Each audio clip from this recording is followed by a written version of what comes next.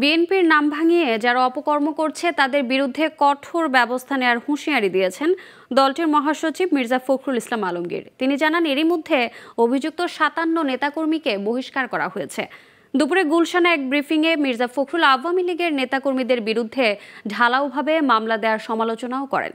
নেতাকর্মীদের এমন মামলা না দেওয়ার আহ্বান জানিয়ে তিনি বলেন, সব মামলায় আওয়ামী লীগের কেন্দ্রীয় নেতাদের জড়িত করা ঠিক নয়। এ সময় বন্যার কারণে বিএনপির প্রতিষ্ঠা বার্ষিকীর কর্মসূচি বাতিল করে সেই টাকা ত্রাণ তহবিলে দেওয়ার ঘোষণা দেন তিনি। বিস্তারিত জানাচ্ছেন আঞ্জাম খালেক। সমসাময়িক বিষয় নিয়ে বুধবার রাজধানীর গুলশানে চেয়ারপারসনের রাজনৈতিক কার্যালয়ে এই সংবাদ সম্মেলনের আয়োজন করে বিএনপি। প্রিয় সাংবাদিক বন্ধুগণ, আসসালামু আলাইকুম। শুরুতেই বিএনপি মহাসচিব মির্জা ফখরুল ইসলাম আলমগীর দলের স্থায়ী কমিটির বৈঠকের বিষয় তুলে ধরে বলেন, বন্যার কারণে বাতিল করা হয়েছে ৬ দিনব্যাপী বিএনপির প্রতিষ্ঠাবার্ষিকীর কর্মসূচি। শুধু দলীয় পতাকা উত্তোলন ও দলের প্রতিষ্ঠাতা সাবেক রাষ্ট্রপতি জিয়াউর রহমানের সমাধিতে শ্রদ্ধা নিবেদন করা হবে। ৬ দিনব্যাপী একটা আপনার খুব বড় কর্মসূচি নেওয়া হয়েছিল।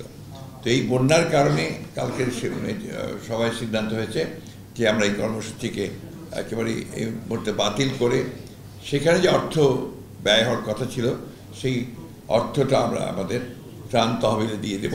শহীদ প্রেসিডেন্ট জিয়াউর রহমান বীর উত্তমের মাজারে জিয়ারত করা হবে, শ্রদ্ধা জানানো হবে, পুষ্পাঞ্জলি অর্পণ করা হবে। এ সময় তিনি দাবি করেন, বিএনপি কোনো অপকর্ম করে না, তবে দু একজন ব্যক্তিগতভাবে অপকর্ম করছে, আর এসব অপকর্মের বিরুদ্ধে ব্যবস্থা নেওয়াও হচ্ছে। কিছু কিছু দুর্বৃত্ত তারা বিভিন্ন রকম অপকর্ম করে বিএনপির উপরে আপনার চাপানোর চেষ্টা করছে।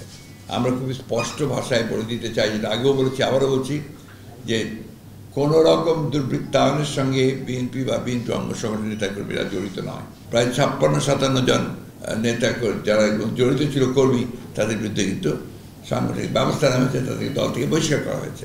সম্প্রতি জামায়াত শিবির নিষিদ্ধ করার সমালোচনা করে তিনি বলেন, বিএনপি কোনো রাজনৈতিক দল নিষিদ্ধের পক্ষে নয়। এই যে ঢালাও মামলা দেওয়া হচ্ছে এবং আপনার যে কোনো মানুষের বিরুদ্ধে শত্রুতা থাকলেও মামলা দেওয়া হচ্ছে, এই মামলাগুলো নেওয়ার আগে আপনার আইন শৃঙ্খলা রক্ষাকারী বাহিনী যেন একটু যাচাই করে নেয়।